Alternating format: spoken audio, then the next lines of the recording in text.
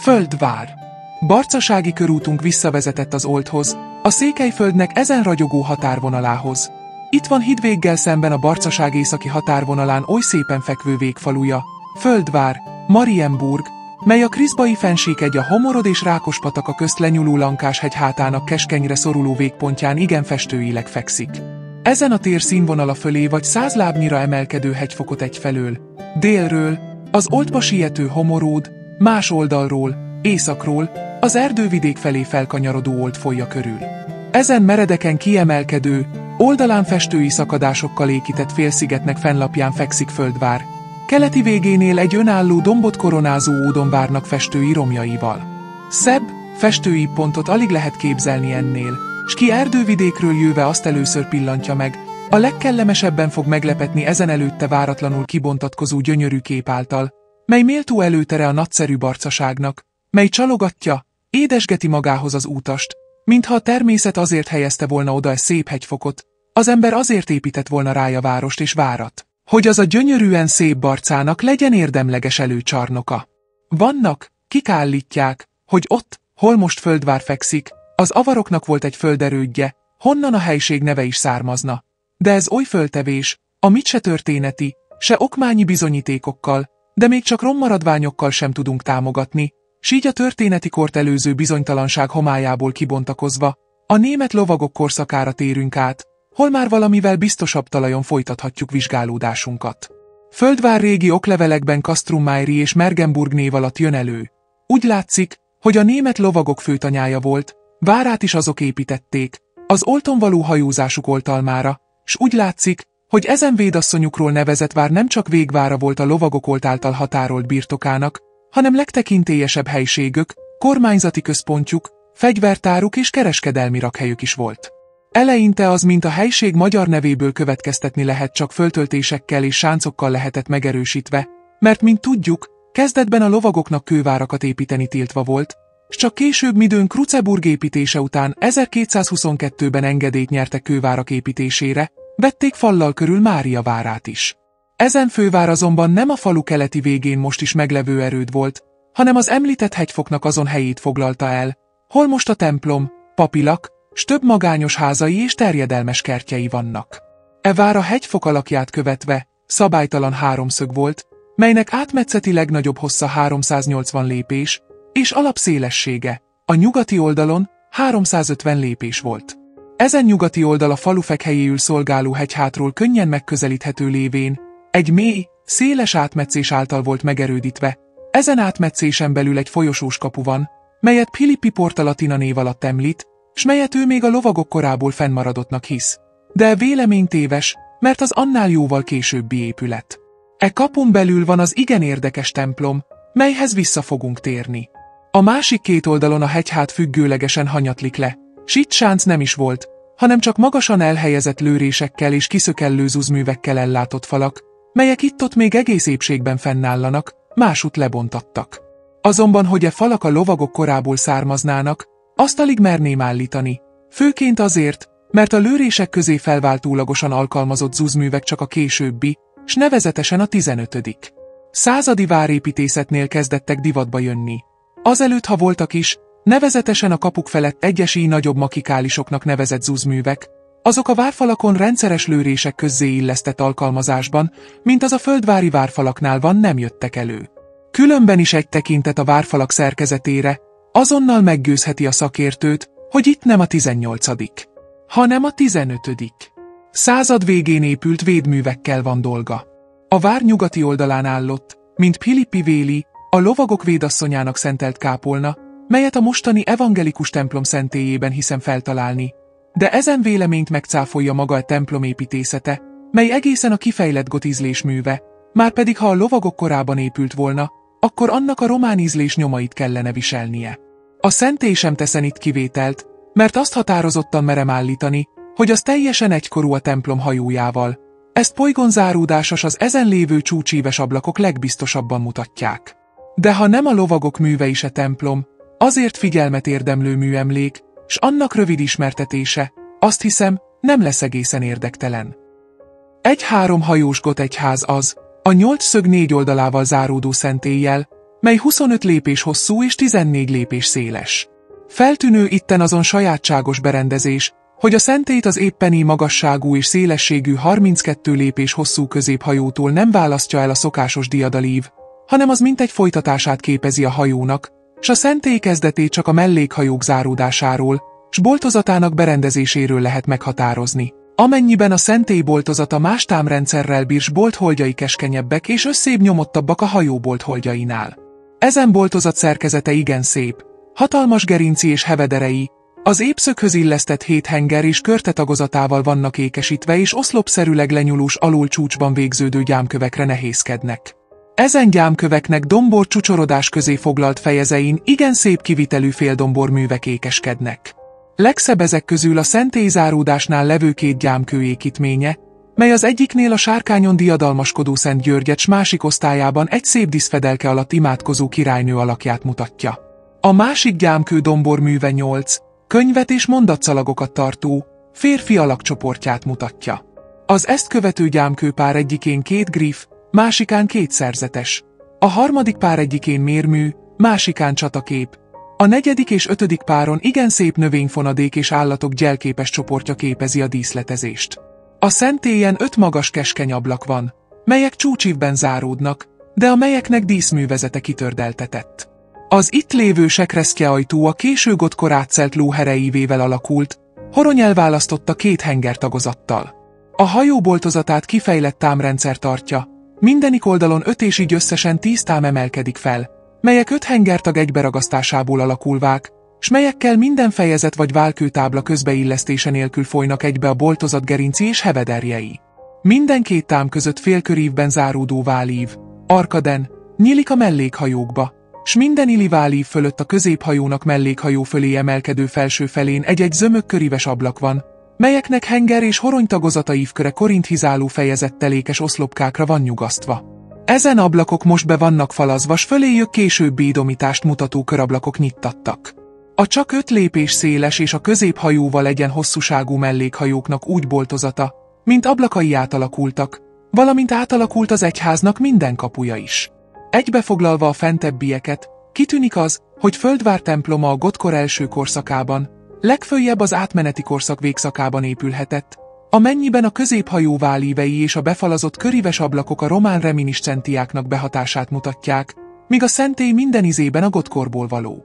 És így Philipp is más százírók azon véleménye, hogy a templomnak szentélye a lovagok által épített Imola maradványa lenne, teljesen alaptalan, mert a szentély tökéletesen egykorú a hajóval, és a szentélyzáródás gyámkövein lévő dombormű, melynek férfi csoportját Philippi imádkozó lovagoknak nézte, nem határoz itten, mert azok inkább hasonlítanak az apostolokhoz, mint lovagokhoz, de még azon esetben is, ha azokat lovagoknak elfogadnók, nem következik, hogy ezen templomot oly építészeti stílával ellenkező, régi korra felvigyük, mert ha azon domborművek ugyancsak a lovagoktól származnának is, lehetnek megmentett töredékek a lovagoknak itten feküdt valamely hadjárat, mongol vagy amurat dulásakor, által feldúlt templomából, melyet a helyére épült újabb templomnak szentélyébe az oltár mögötti legfelötlőbb helyre befalasztak.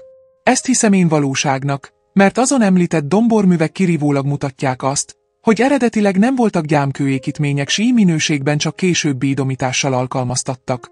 Annál is inkább hiszem, mert ilyen összetöredezett domborműdarabokból másokat is találhatunk a szentély külső falába befalazva, melyeket szintén a lovagok kápolnája töredékeinek hiszek. E templomot szerint nem a lovagok építették, sőt még a 4. Béla által 1240-ben ide telepített ciszterciták sem, mert annál is jóval későbbi mű, mely legfölebb a 15. század utófelében épült, s a mellékhajók egyik zárkövén levő 1471. Évszám, azt hiszem, hogy nagyon pontosan jelöli a templom építési korát.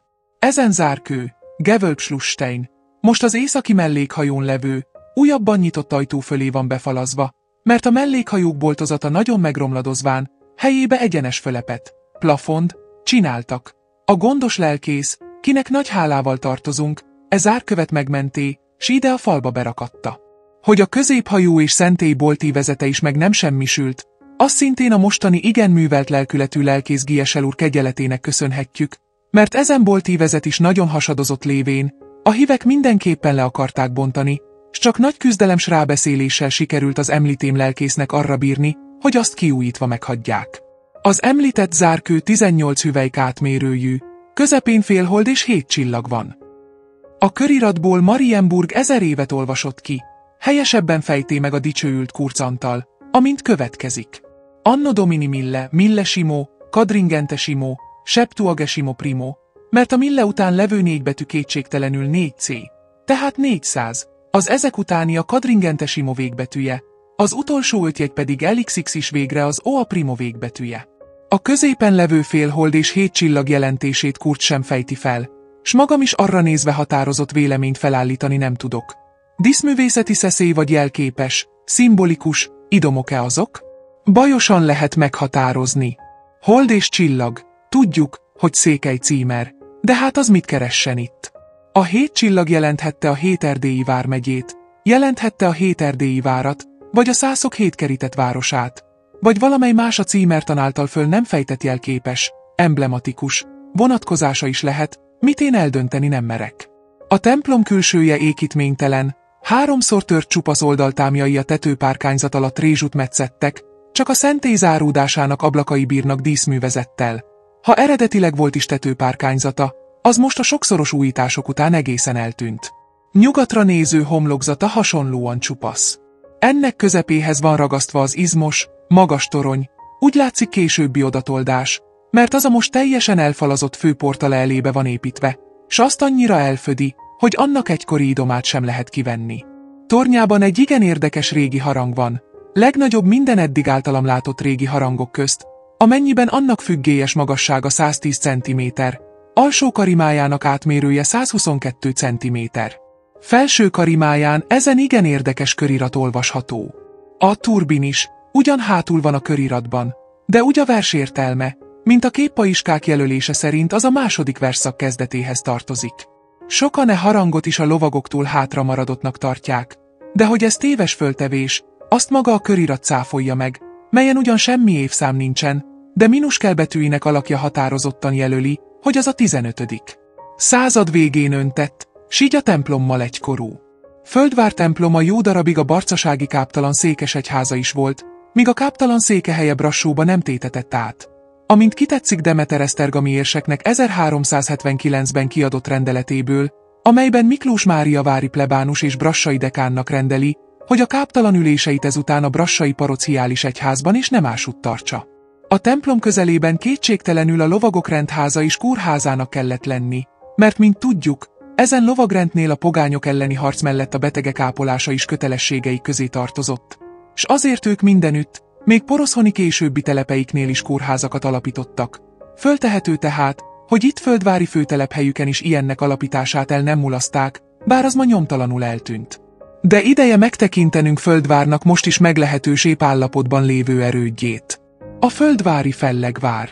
A leírtam egyházköri fővár keleti csúcsán túl a hegyfoknak egy természetes nyergesedése van, azon túl egy önálló kerek domb magasul fel, mely minden oldalról függőleges meredeken van lemecve.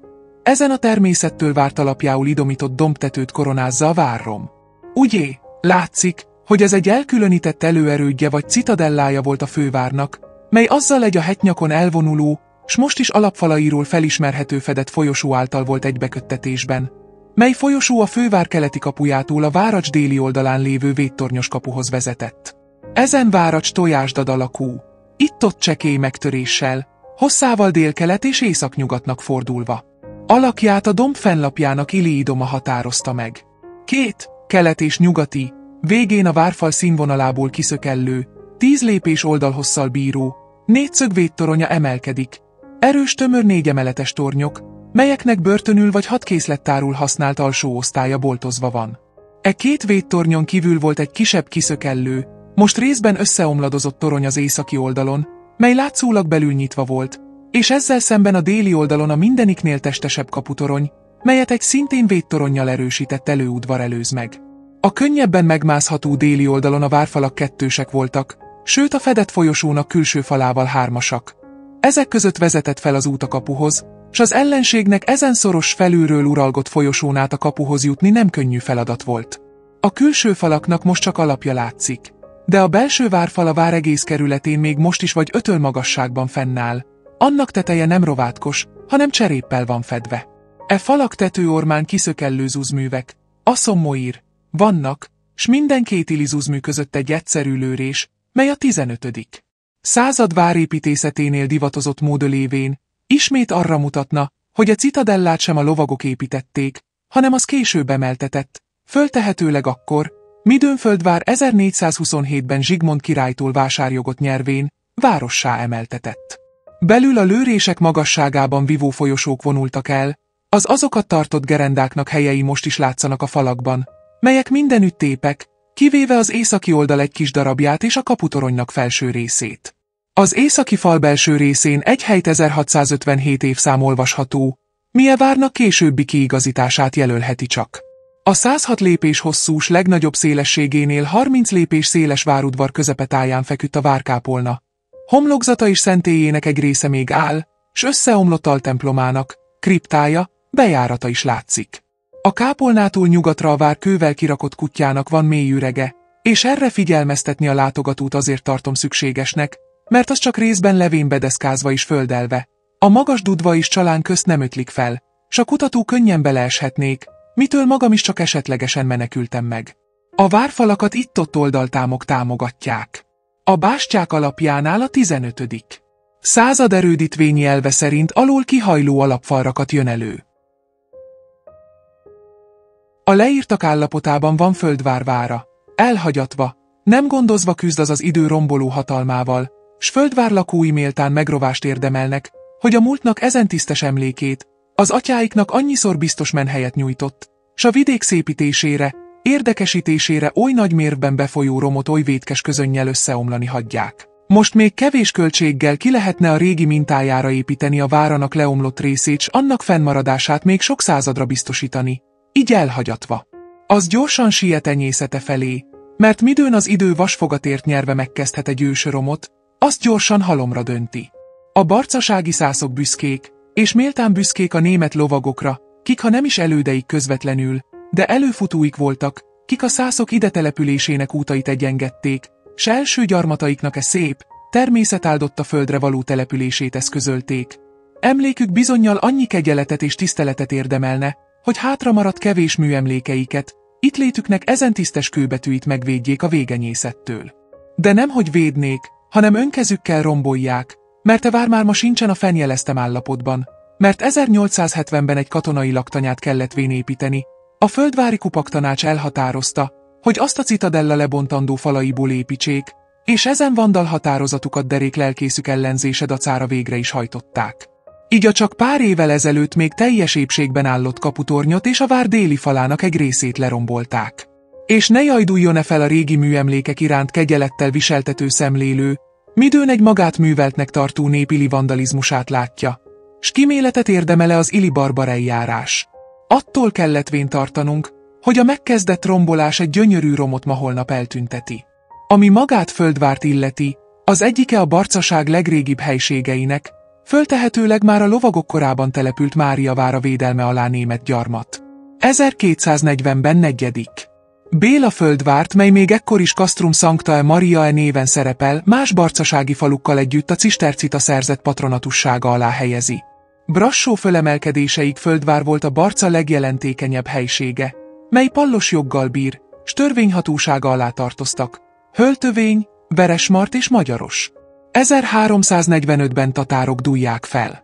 1371-ben a Veresmarttal folytatott perben Mernburg néven találjuk fel város címen.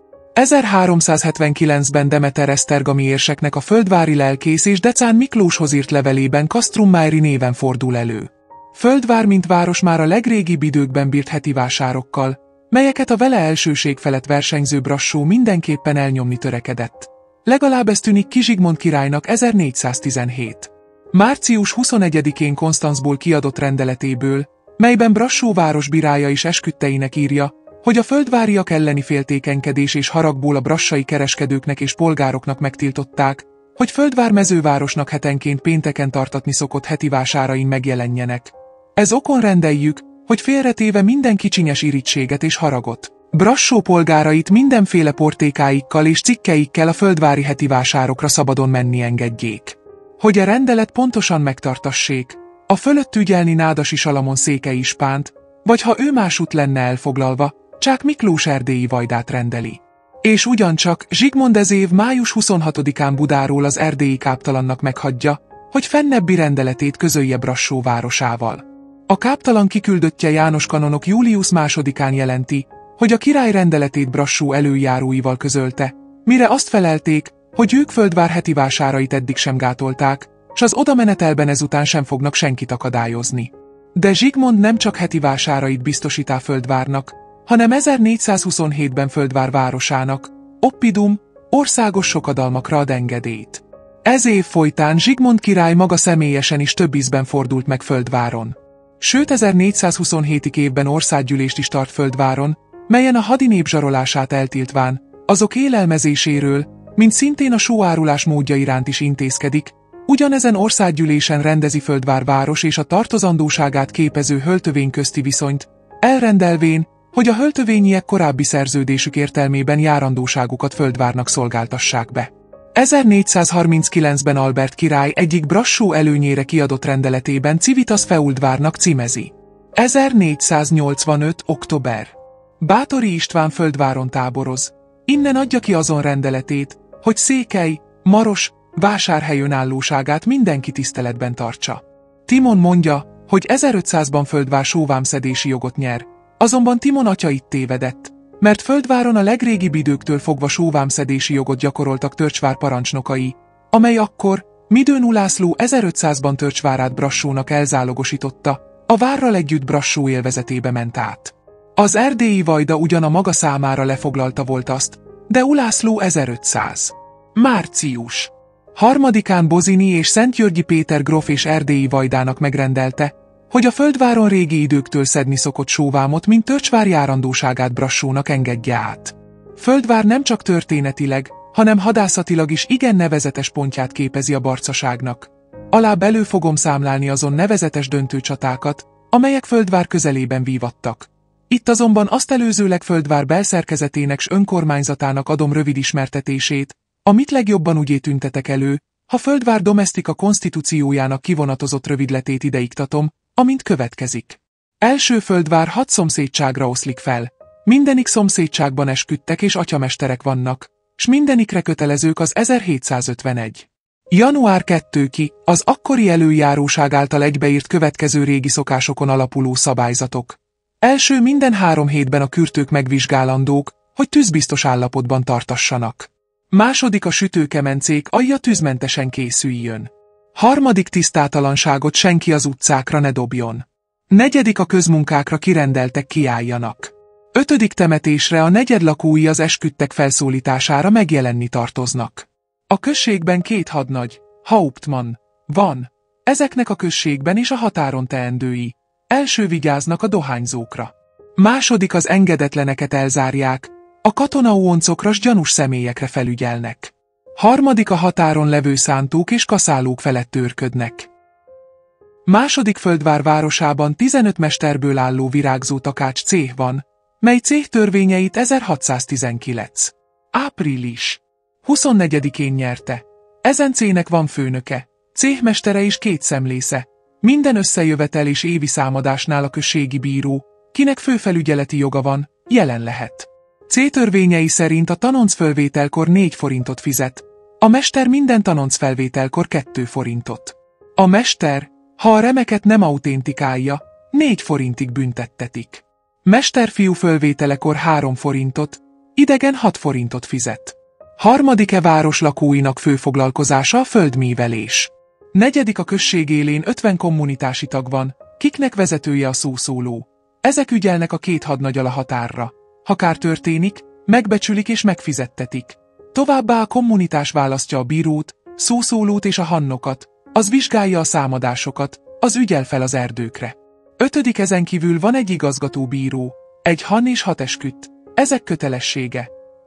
A kirotadó behajtása. B. A naturalék fölszedése. C. Felügyel arra, hogy a községházak, malmok, korcsmák jó állapotban legyenek. D. Végre kisebb perekben ítél.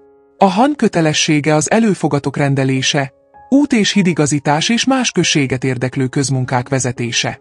Az esküdtek a bírót és hant segítik és pásztorokat fogadnak. Ami a törvénykezést illeti, Höltövény, Veresmart és Magyaros is Földvár törvényszéke alatt állottak, s a peres felek nevezett községekből mindig Földváron folytatták ügyeiket. De az új megyerendezés óta, József provisoriuma, Földvár törvényszéke csak kisebb polgári ügyekben, civódás, verekedés eseteiben ítél, mivel a nagyobb jogkérdések és bűnügyi keresetek a megye törvényszéke előtt láttatnak el. Van két futár, laufer. Ezek egyike a bíró, másika a han mellé van beosztva, s előfogad kiállítás és az egyének közmunkákra való kirendelésére s más egyebekre használtatnak. Végre van egy várőr, ki a foglyokra, és a várba behelyezett gabonas más élelmi cikkekre ügyel. Ezeken kívül van egy patakatya, ki a városon átfolyó csermelyre ügyel fel, van 3 egyházmester, kik a templom, lelkészilak, iskola kiigazítását és jó karbantartását gondozzák. Földváron van 2 legényegylet is, melyeknek előjárói Knechtvater és Altknecht nevet viselnek. Ezek ügyelnek ügyé a községben, mint az egyházban a fiatalságra, és az engedetleneket vagy rendetleneket büntetik. Imez rövid foglalatja Földvár régi községi szabályzatának, s mivel a szászok nagyon konzervatív természetűek s régi szokásaikhoz egészen a végletekig ragaszkodnak, jelenleg sem sok változtatást és eltérést találunk, meg vannak most is a fennjelzett hivatalok mind, kivéve a várőrt, kinek birodalmában a rombolás ütötte fel tanyáját. Földvár még most is város számban van, bár az nem sokban különbözik a barcasági többi százfalutól. Az egész várost egy a hegyhátat egészen végigfutó, hosszú, széles utca alkotja, melynek közepén folyát a már régi időkben is hosszas perlekedés útján idevett Kriszba pataka. Az utcát egyenes vonalban épült földszinti kőházok szegézik, melyek úgy hasonlítanak egymáshoz, mint tojás tojáshoz. Ezen főutcát derekán szeli át a hegyhátra fölemelkedő országút, mely mellett és a hegyhát déli alján vannak az oláhoknak montrózus szentképekkel kicicomázott lakházai, ott van szerénke kis templomuk is. Földvár címere egy régi várat jelképező 3 tornyos kastély. Említém fennebb, hogy Földvár már 1427-ben vásárjogot nyert Zsigmond királytól, ez azonban nem használás miatt elévülvén. 1807-ben március 25 és december 14-én tartandó 2 országos sokadalomra nyert engedélyt, e vásárai most is megvannak és igen látogatottak. Most áttérek Földvár hadászati fontosságára. Földvár hadtörténete. Alig van hazánkban hely, hol annyi és oly véres csaták vívattak volna, mint Földvár közelében. A körülte elterülő térséget igen gyakran öntözi a csaták dühében kiontott honfivér. A ma most végenyészettel küzdővár gyakori ostromokat állott ki, a körülte elsimuló tér minden hantjához, ez Ódonvár minden kövéhez emlékek vannak csatolva a múltból, azok mind régi emlékek által népesítik és teszik tisztelté tájt. Igen, mert Földvár már természeti fekvésénél fogva is, mint egy kulcsát képezi a barcaságnak egyfelől és erdővidéknek másfelől. Ez okon az a tájat érintett hadmenetek csak nem minden csatái Földvár közelében vívattak. Lássuk a Földvárral kapcsolatos haditények nevezetesebb mozzanatait. Mellőzöm itt a barcát néptelenített besenyők beütéseit, bár igen valószínű, hogy a székelyek a barcáról odább nyomulni akaróknak nem egyszer állhatták útját Földvárnál, hogy erdővidéknek olt fedezte határait megvédjék. Mellőzöm itt a szintén kevéssé ismert német lovagok korát, mely alatt Földvár mint a rendfő központi helye igen nevezetes szerepet játszhatott, sőt igen valószínű, hogy a túlbizakodott lovagok a kiüzetésükre jött királyi seregekkel Földvárnál, mint főerődített s különben is hadászatilag fontos pontnál csatát kísérlettek. Mellőzöm itt a mongol, török és tatár beütéseket, melyek annyiszor érintéke vidéket sáttérek a nemzeti fejedelemség eseménydús korszakára. A szerencsétlen mohácsi vész után, midőn nemzetünk 2 trónkövetelő közt megoszolva fecsérelte el legnemesebb vérét, s midőn a kiszorított zápolya a török segélyígéretére támaszkodva, beütött Erdélybe, hogy a Ferdinánd párti gerendi püspök működését ellensúlyozza, a török által zápolya segítségére rendelt Péter vajda is beütött a barcaságra. A Ferdinándhoz szitú szászok ispánjuk Pemflinger Márk vezetése alatt fegyvert ragadtak, s a felköltött székelységgel Török Bálint és Majlát István vezénylete alatt 1529. Június 22-én Földvárhoz szállottak táborba.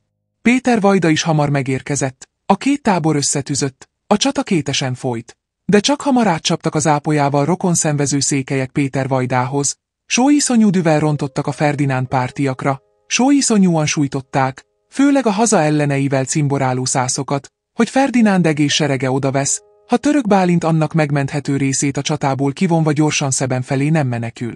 Vezértársa Majlát maga is egy híd alá bújva menti meg életét.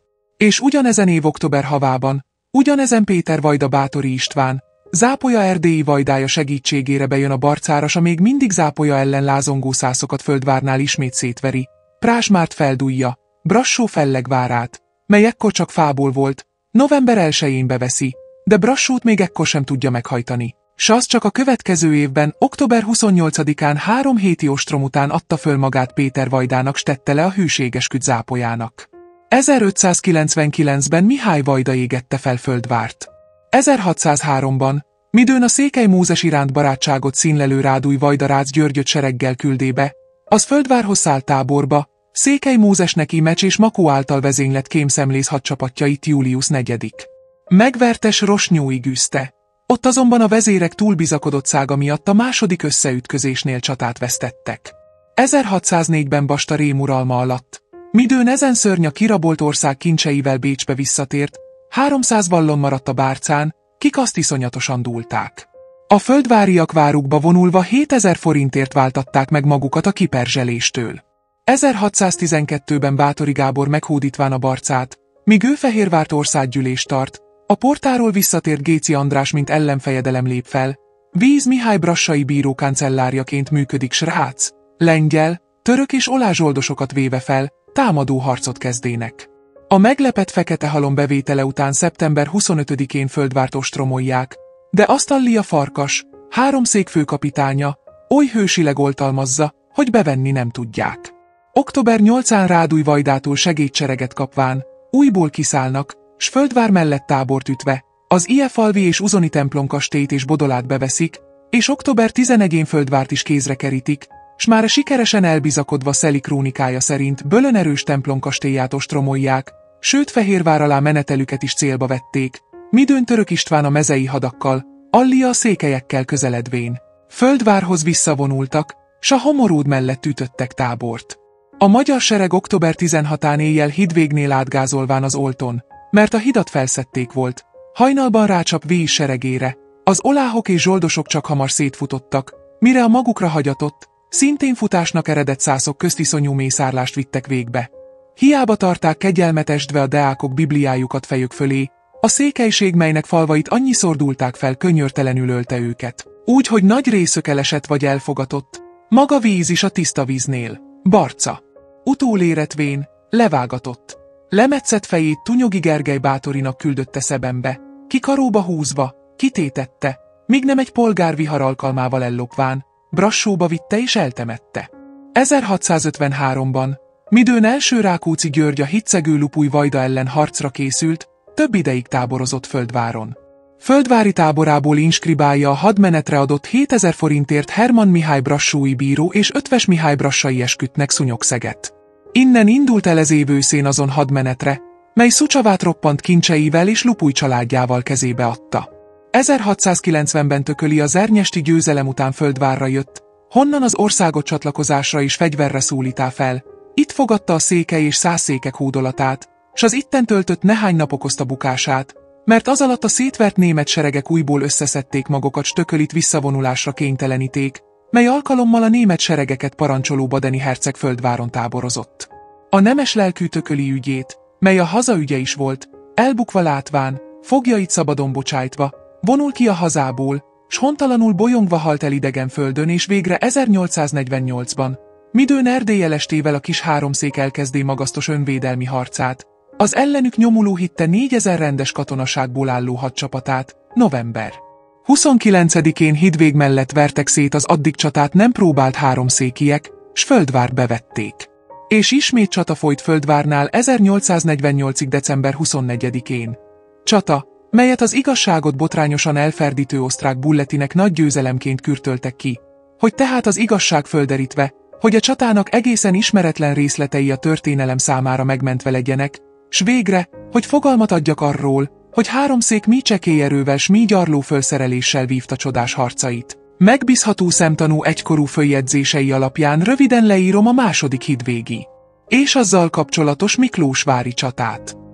E kötet elején a háromszékiek támadó harcas 4-es győzelme leírásánál jellemzém a székely csapatok rettenthetetlen bátorságát, valamint érintém azt is, hogy az utógondolatoktól nem ment vezérség miként tette gyümölcstelenni a ma győzelmeket, s miként gátolta meg Brassó bevételét, mi az erdélyi hadjáratnak egész más fordulatot ad vala.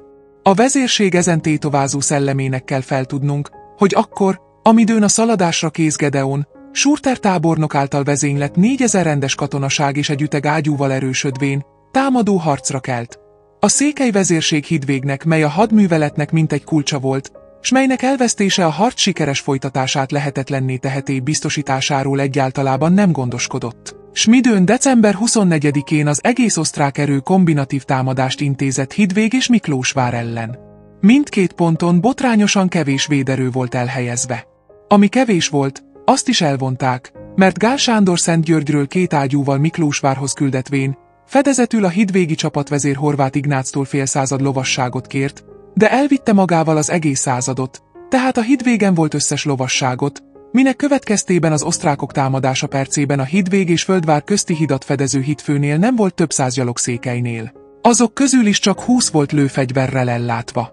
A lovasság egy szál emberből, magából a parancsnokból állott, tüzérségét pedig a kálnoki kastélyból került 1,5 fontos ágyúcska képezte, amelyet a támadás percében vonattak oda Kenderhámba fogott 2 kis székelylóval, s a híd túlfelén csekély távolra felállított 8 osztrák ágyú már dörgött, midőn a 3 székely tüzér egyike faágba helyezett taplóval rögtönzött magának kanócot. De így gyarló szerkezete mellett is a kis ágyú második lövése elsöpörte az osztrák lovasság egy rottáját. Ugyanekkor szög nélküli egyik kereke kiesvén, az ágyú is feldőlt. Az osztrákok az ágyút leszereltnek hívén, rohamoszlopaikat sebesen nyomták elő. A székelyek engedték egészen közel jönni. Ekkor a hídfő sáncaiba elhelyezett 20 puskás kiemelkedvén, sortüzet adott, mi az addig fölemelt és kartáccsal oda tüzelő ágyú lövésével oly öldöklő hatású volt, hogy az osztrákok halottaik és azok fegyvereinek visszahagyásával eszeveszetten futottak el, s tovább folytatták az ágyúharcot.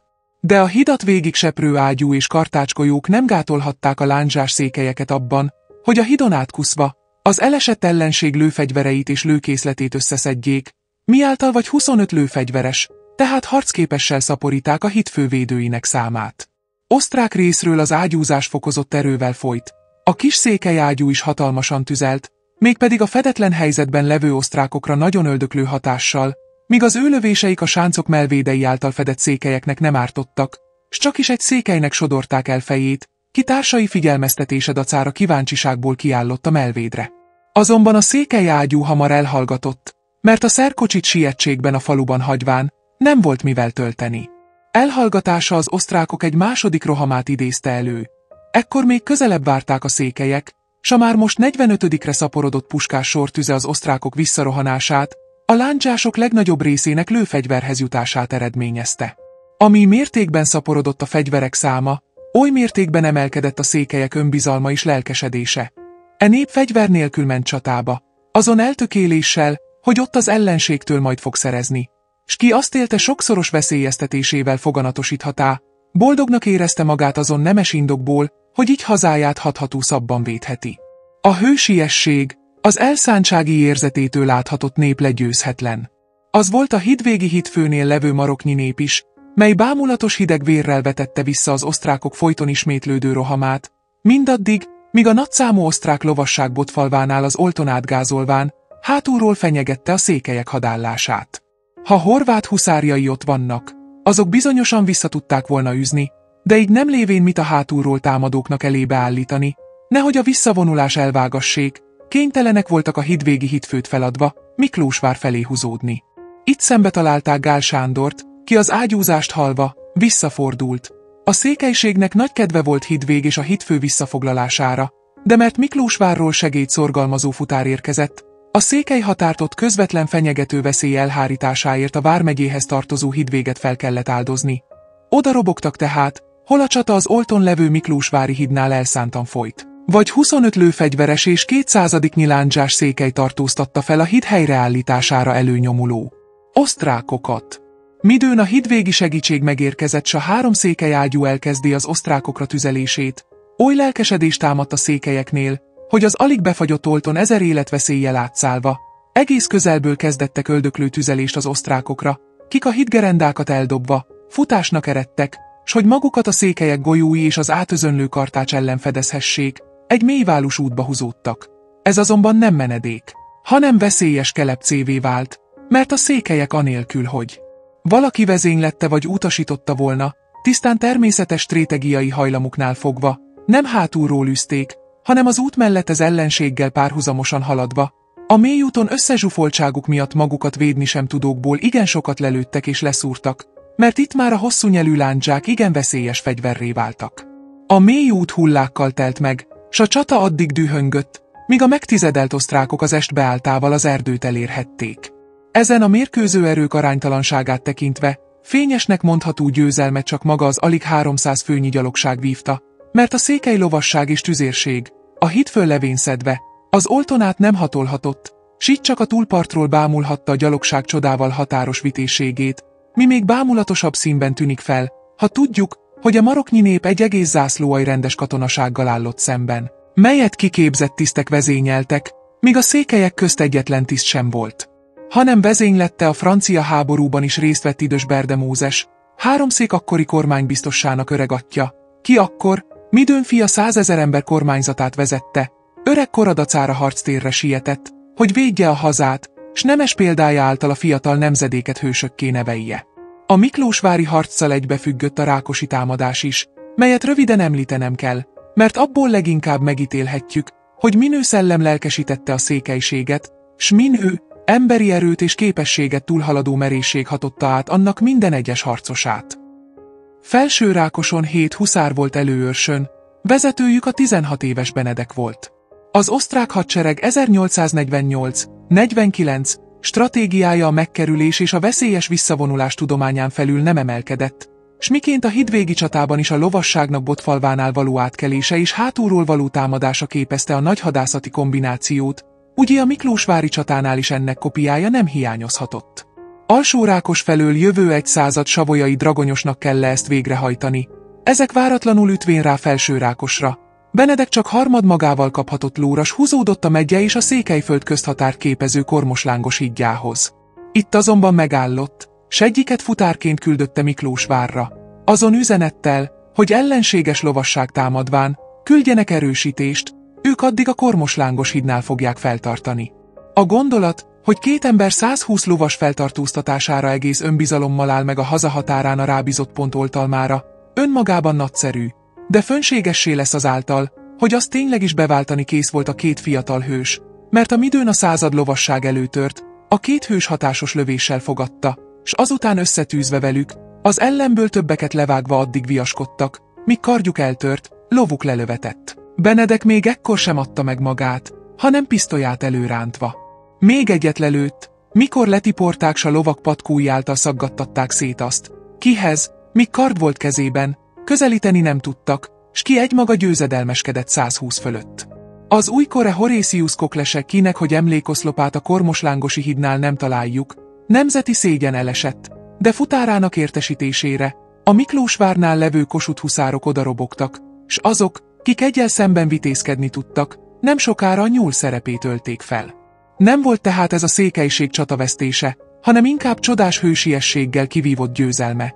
S kétségtelenül a Miklósvárnál győztes székelyek egy kis támogatással könnyen visszafoglalhatták volna, mint akarták is hídvéget, annál inkább, mert Gedeonnak a Bem által szorongatott Purner segítségére kellett sietni, de a székely vezérség a látszólagos hátrányt nem helyrehozni, hanem békés hajlamánál fogva az egyezkedésre ürügyül akarta felhasználni, s a sereg megkérdezése nélkül, sőt, akarata ellenére, titokszerűleg december 28-án létrehozta a pacifikációt, vagy az árapataki szerződést, mely 3 széktetkész haderejét fegyverei egy részének kiadására, s pár hónapi tétlenségre kárhoztatta akkor, a midőn Erdélynek ellenségtől való kitisztításában Bemnek oly hatályos segítségére lehetett volna. Előadtam a földvár alatt folyt 2. hídvégi és azzal kapcsolatos miklósvári csata folyamát, amelyet osztrák győzelemnek csak azért lehet keresztelni, mert az osztrák hadsereg szabadságharcunk folyama alatt képzetileg minden csatában győzött, s csak magas stratégiai szempontból húzódott mindig vissza. Itt ezen hiedelmüket elősegíti a székely vezérség is, mely csak egy állítólagos csatavesztéssel igazolhatá az önkényileg, a sereg akaratának kijátszásával megkötött árapataki szerződést. Előadtuk már Földvár hadtörténetét, melyből kitűnik, hogy a Barcán vívott csaták legnagyobb része Földvár alatt folyt le, minden sereg ide vonult küzdeni, mintha ezen annyi hősi vér által öntözött tér önbizalom és bátorság fokozó hatással bírna, mintha ezen annyiszor vérkeresztséget nyert hely szentesíteni a küzdelmet, biztosítaná a győzelmet.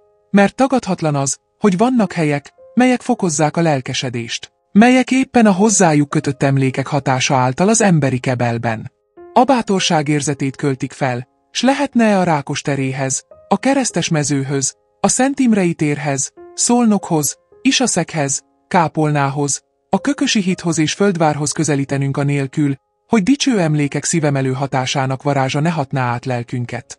Volna-e magyar, ki helyeken hazáért és eszméért küzdve, gyáva tudna lenni? Kit az itt küzdött ősök példája bátor tettekre ne ragadna? Ha a múlt emlékei, nagyszerű eseményei, fényes győzelmei által szentesített helyek egyesek keblében lelkesedést, iszletséget tudnak költeni, miért ne tudnák azok ezen erkölcsi behatást gyakorolni a tömegre is, mely, tudjuk, hogy egy perc behatása alatt gyáva és hős is tud lenni, mely a pillanat benyomása alatt oly könnyen fut hátra, mint tör előre, éppen azért, mert a lélektan szabályai szerint semmi sem ragályosabb és sebesebben terjedőbb, magával ragadóbb, mint a lelkesedés nagy tömegeknél.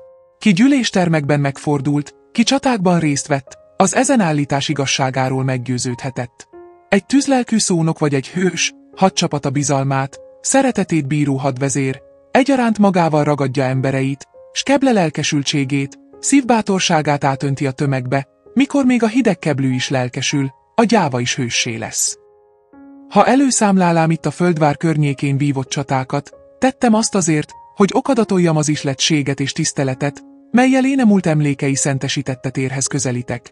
Teszem azt azért, hogy az itt járókat figyelmeztessem, hogy szent hely az, melyre lép, oly emlékszentesített hely, melyen nem szabad, nem lehet közönyös szíve láthatolnia, főként ha meggondoljuk, hogy az itt vívott csaták közül az első midőn Péter vajda és a nemzet érdekeit átértett székelyek megsemmisíték. Ferdinánd hadseregét egy oly győzelem volt, mely a magyar nemzetnek kérdésessé tett életét biztosítá.